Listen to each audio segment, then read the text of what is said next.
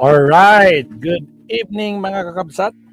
Naririnig ba si Maestro? May kami shoutout. Good evening, Mabsat. Shoutout sa mga kasama natin. Ako po, Lord, mga kabsat, sigurado mabubwisit na naman kayo mga garapata. No? Kasi, okay lang, naglalaglagan. Kayo din lang naglalaglagan eh. Ay, Diyos ko, Lord, routine. Ako po, mga kabsat. Ako po, Maestro, ano yung nangyari? Ha? Nakapaw! Ay, Diyos ko po! Diyos ko po, Rudy! Mukhang lahat ng pinaghihirapan ni Mike Defensor, Mabsat, nako po, mapupunta lang sa wala. Ay, Diyos ko, Lord. Alam nyo na ba yung balita? Malamang alam nyo na. Sigurado, no? Ito lang yung nag-iisang live natin sa araw na to. Wala tayong live mula kaninang umaga, kapon. Ngayon lang tayo nag-live. Medyo late pa, pero hahabol tayo mga kakabsat. Diyos ko, Lord, Rudy. Pasensya na, naging busy lang si Maestro. Pero ito na. Tapos, ang maliligayang araw. Nako po, Marcoleta, nilaglag si Mike Defensor. Ay, nako po. Paano ba naman mga kakabsat? Nakaligtas nga si Marcoleta sa Comelec. Diba? Pinakinggan natin si Attorney Rene Bueno kahapon. In-explain niya, diba?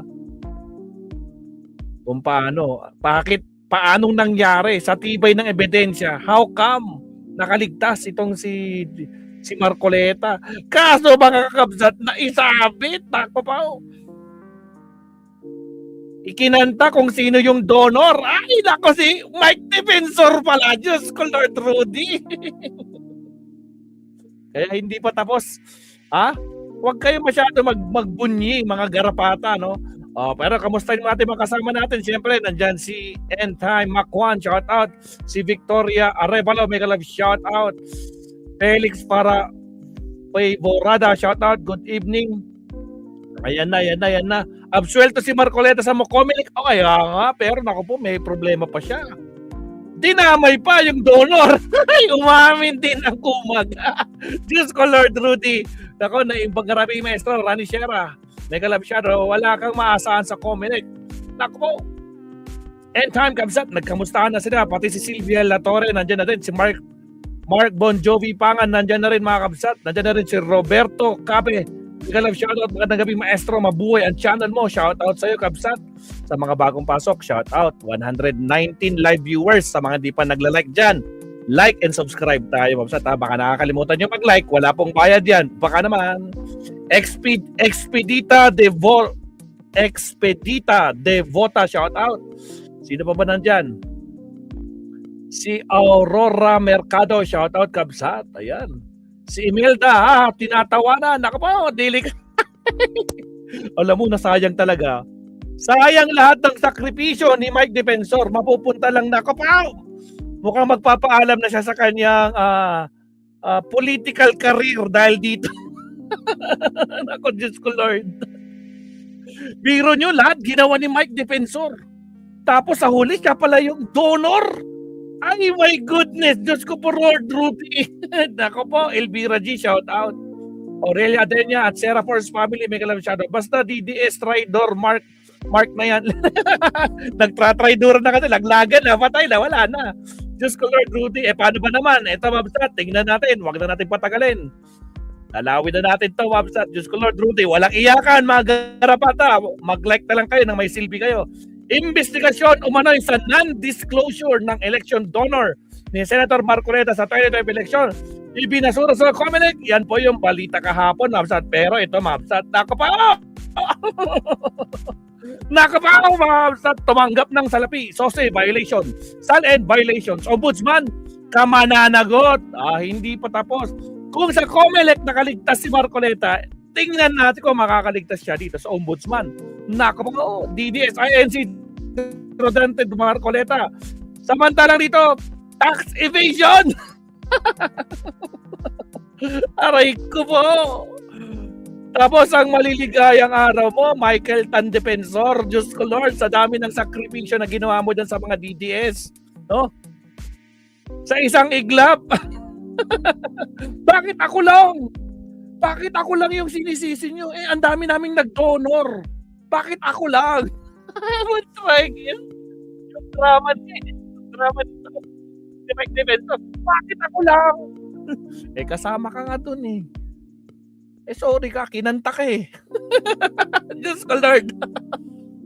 Lako pa, papanunuhol si Cubeta na dapat harapin. Kaya ka, Rani Shera. My goodness. Ombudsman na lang pag-asa, tama ka dyan. Hindi pa ligtas, Wapsat. Kung ngayon tumatawa sila, nako po, Diyos ko Lord Rudy, hindi na makakaligtas. Nako po, eto na, nako po, sigurado yan, Diyos ko Lord Rudy. No? Ay, inaya, nako po. Grabe nangyari dito po, Tragis. Oh, ito pa. Oh, 45 minutes na, Billionaire News Channel. Congressman Mike Defensor sa hatol ng COMELEC Oh! sa investigasyon nito sa questionabling sose ni Senador Rodante Nako po! Marcoleta. Double standard yan ng bansag ni dating Congressman Mike Double standard daw. Bakit ako lang? Bakit yung iba? Bakit yung iba? Bakit naman ganun, Ardayan, Mark Bon Jovi? Bakit yung iba? Bakit ako lang yung nakikita nyo? Kita mo, tahimik si Ikan, no?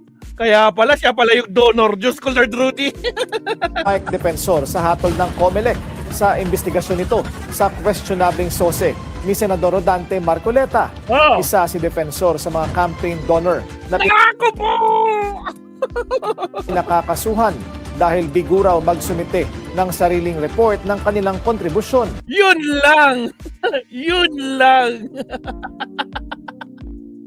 Oh, FG! Tragis, mga kapsat, ibang klase talaga to. Diyos ko Lord.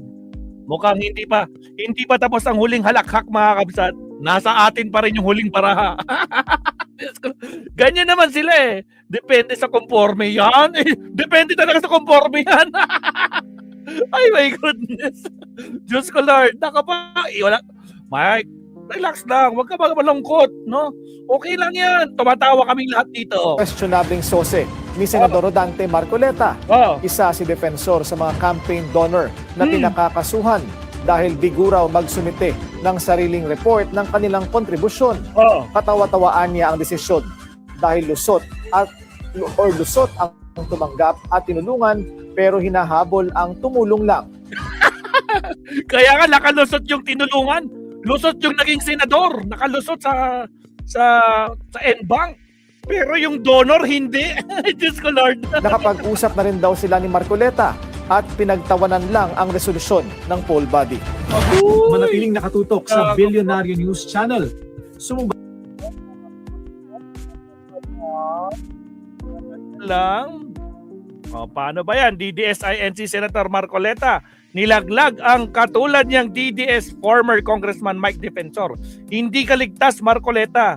Nilipat lang ang laban. Akala ng iba tapos na ang issue sa terminated ng COMELEC ang kaso. Hindi. Ang totoo, nilipat lang ang battlefield kung saan uusigin na merong jurisdiction, Judicial Court Ombudsman. Sabi ng COMELEC, wala na silang jurisdiction lalo na pag sa usaping SALN, which is true. Hindi naman hawak yan dahil merong ibang ahensya na dapat pwedeng humawak. Naku po. At doon magsisimula ang mas delikadong parte ng buhay ni Marcoleta at ni Defensor. Diyos ko Lord. Kung hindi ito election issue, pwede itong maging SALN violation sa ombudsman, tax issues sa BIR. Naku po. Pumili ka na lang ng depensa. Pare kayong may problema.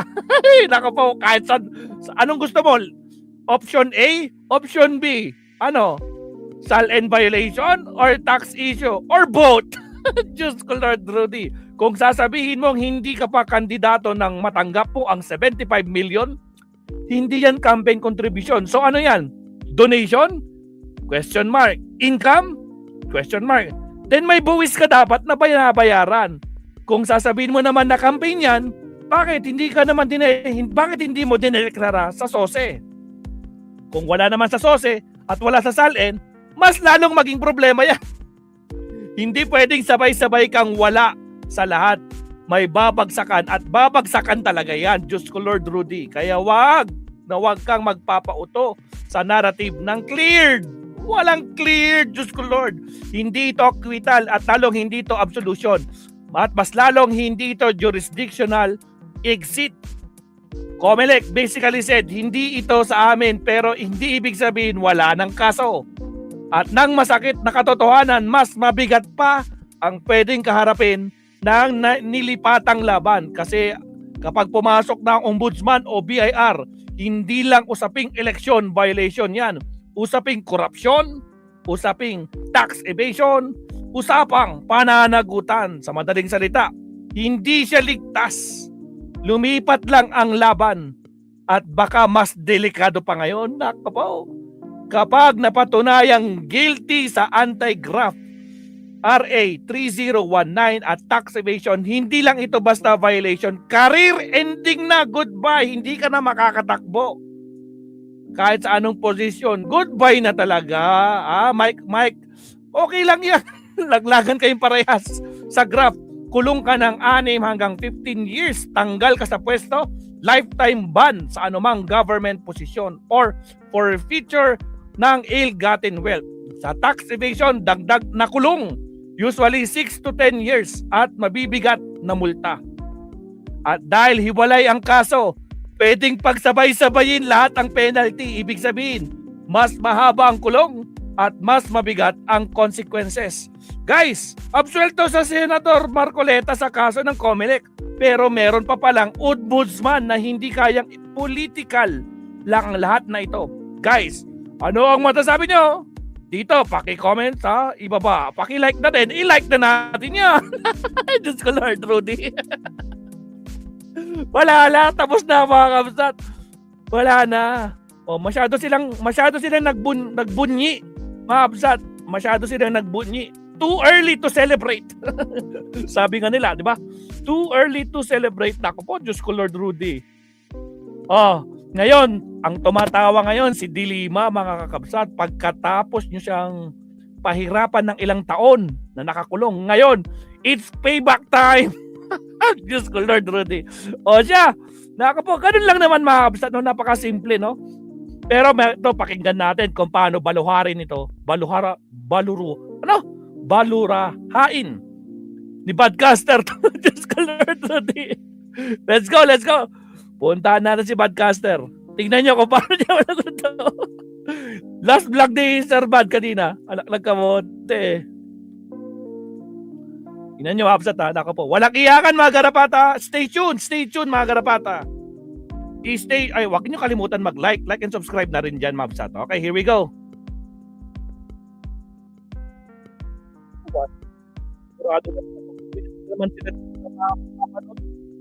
Ito, panoodin natin. Tanggalin natin yung background music. Yan. Okay, pwede na. Ito na mga kabsat. Diyos ko Lord, Rudy. Walang iyakan mga garapata. This is it, pansit. Here we go. 10 minutes lang to. Daming stains. Domex dapat unstoppable sa pagtanggal ng stains at germs. Domex. Makinig. Time na! Again, sa mga bagong pasok, huwag kalimutan mag-like and subscribe. Alright, salamat po. Here we go.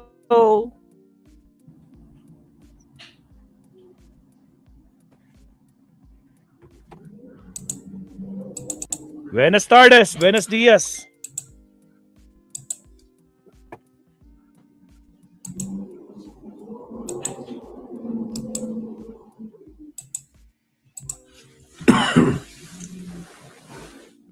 Ay, walang DDS? Buenas noches, damas y caballeros. Iyak itong si former DNR Secretary Michael Tan, defensor, dahil nilaglag siya ng grupo nila Sara Duterte, Oh, really? nila Rodante Marcoleta, Agoy. pati mga DDS nagkampo na grupo nila. Itong grupo nila na binibigay na niya lahat. Sa ngayon kasi, meron pa na file na pang-apat na kaso si Laurel Tew. Nako po. Kina Defensor, kina Baligod at yung 18 Marines. Kasama pati Pero yung what do Mike Defensor get from this? nothing. Ito, panibagong kaso. Panibagong kaso. for non-declaration of campaign contribution kay Rodante Marcoleta. Shout out, Ang Ryan masakit, Ibanez. inaamin niya na nag-contribute siya ng 30 million. Ay, 30 million? 30 Di wow. million out of the 140 million contribution natanggap, campaign contribution natanggap ni Rodante Marcoleta. Pero nilaglag pa siya. Pagkalain mo. Tingnan mo nga ito, nilaglag siya. Siyempre, hindi naman yan na yung ganyan klaseng maniobra, hindi naman magawa yan ni Marcoleta lang o ni Iglesia ni Cristo. Siguro yan, gawa na rin yan. Clearly, kampo na rin ni Sara Duterte o si Sara Duterte ang gumagalaw niyan. Baka nakikita na rin ang COMELEC na posible siya ang magiging susunod na presidente. So sila Sara ang gumalaw dyan, pati kagaya nung gumalaw rin sila para palusutin si Lance Jesus Amari, shout Escudero out. sa problema rin niya sa campaign contribution. Ang masakit lang dito, okay, pinalusot nila si Rodante Marcoleta, pero nag-recommend naman. Kakatawa talaga ito.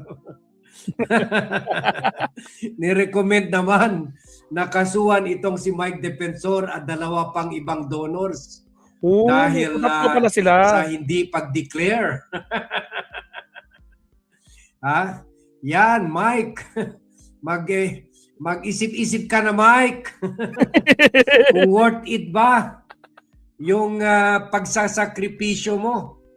At worth it ba yung effort mo sa lahat ng ginagawa mo sa kanila? Nako po, Diyos ko Lord Rudy. Ito ang kabayaran sa'yo. Grabe naman ito. Shocking.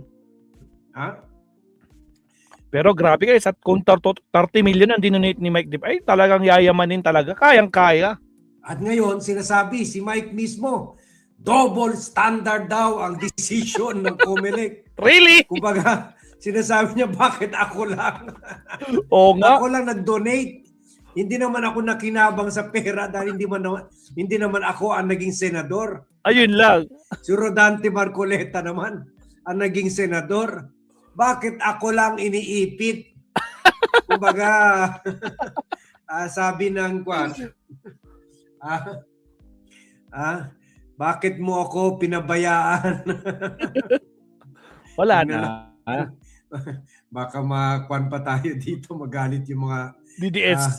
religious sa atin. Nako po. My God, why have you forsaken me?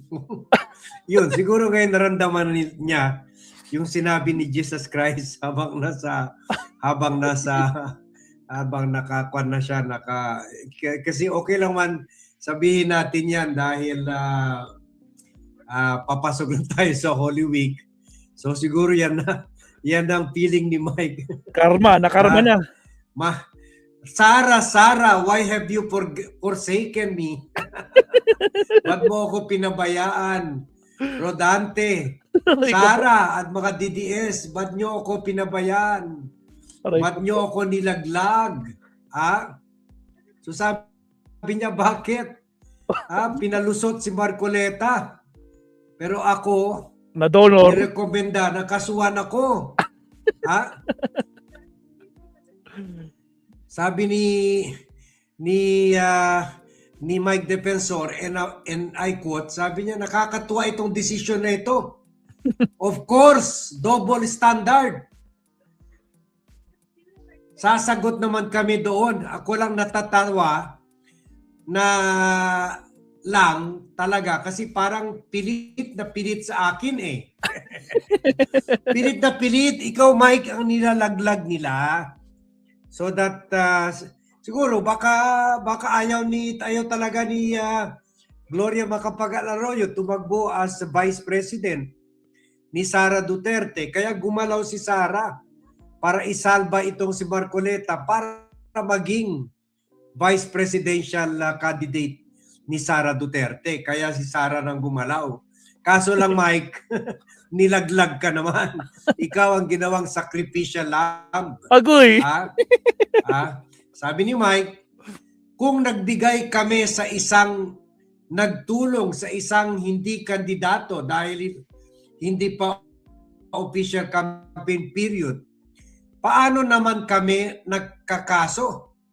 And in truth, and in fact, meron naman kami donor tax to that effect na talagang para to show good faith, wala naman kaming tinatago. Nagbayad naman daw sila ng donor tax. Bakit hindi lumabas? Yun lang. Diba? Bakit wala sa record? Ay, naku po, palusot number 1. Yun lang. Hindi sila nag-report. Naku po. Oh, nawawala yung signal natin. Diyos ko Lord. Nagagalit yata yung mga garapata. Diyos ko Lord. Naku po. Naririnig niyo pa ba ako, Mabsat? Sa COMELEC, sa statement of Saba. hindi sila nag-report sa COMELEC sa statement of expenditure and contributions. Hindi sila sa sose. Sabi niya, inamin niya, hindi niya ni-report yung 30 million contribution kay Marcoleta. Kasi hindi pa naman daw ito kandidato. Sabi niya, ano yun sometime January, early January, so wala naman kaming need. Tsaka usually, pag ikaw ba nag-donate, di ba usually, kandidato yung magsasabi sa'yo na, okay, pakiayos mo to, may kulang na ganito. Pero the fact is, yung kay Marcoleta, dismiss na. Ba't naman kami ang makakasama sa kaso? Good po nam. Kung wari, hindi pa niya tanggap na nilaglag siya. Isinakripisyo siya to save the neck of Marcoleta na future daw vice presidential candidate ni Sara Duterte. So, sabi niya, parang nag-aantay siya kay Marcoleta para sabihan siya, ma-i-declare nyo na yan. Kasi lawyer si Marcoleta. Hindi naman lawyer si Mike. Pero hindi siya sinabihan ni Marcoleta. So, siguro ganun rin plano talaga ni Marcoleta na ilaglag si Mike. O ilagay sa pahamak si Mike. Or wala rin alam si Marcoleta sa batas. Yun lang. Anak niya. Yun lang. Diyos ko po, Lord Rudy. Sana in-advise niya si Mike. Mike, mag-declare kayo sa COMELEC. Si Mike naman, defensor, antay na antay si Marcoleta para sabihan siya mag-declare sa COMELEC. Iyak talaga si Mike. Humagulgul talaga. Ang dami ng kaso. Dagdag pa ni Mike, defensor, parang akyat bahay, di ba? Tinulungan mong makaakyat, yung pumasok sa bahay, walang kaso. Yung nagtulak paakyat, may kaso. Ba't ganun? Mike, isumbong mo na si Marcoleta. Sabihin mo na, hindi, ginamit lang ng pangalan ko yan ni Marcoleta. Actually, ang gumawa ng donation, sila Diskaya. Ayun lang. Ilagay ng pangalan ko para hindi maipit at hindi mabisto itong relasyon ni Marcoleta sa mga Diskaya. So yan, pera kay defensor, nirekomenda rin ng COMELEC na kasuhan rin itong other donors, si Joseph Varias Espiritu at si Aristotle Baluyod Viray. Isipin mo yan, sila na nag-donate, sila pang naipit ngayon. Ang saklap naman, Mike. Kaya mag-isip-isip ka na, Mike. If you belong to the right company, ginagawa mo lang lahat para tulungan sila. Pero nilaglag ka pa rin. Kawawa ka talaga, Mike. Kawawa ka talaga. O sige, hanggang dyan na lang tayo. Yan ang panghuling vlog natin. Medyo pagod na rin si Bat. So thank you very much everyone for watching. Thank you very much for joining me in this vlog. Good evening to all and see you in my next vlog. You know, napakasimple lang ng topic mga kabsat. Diyos ko Lord Rudy, wala na. Di ba Emily Basog, Ryan Conese, P. Dandan, Yuki Sawaki, nakakamo! Ikaw na ngayon tumulong para maging senador si Marcoleta, ikaw pa yung kakasuhan. Diyos ko Lord. Wala na. Yan nga tawag na karma. Di ba? Ganun talaga. Weather lang yan. No? Masyado kayo excited. Masyado kayo nagbubunyi. No? Hindi pa tapos ang laban. Meron pa ombudsman. Tsaka BIR. No? Kaya wag masyado mag-celebrate ng maaga. No? Yan. Celebrate ka na celebrate. Magharapata. Yuhu! Nanaig ang batas. Sabi ng mga garapatang details. Yung mga page nila, no?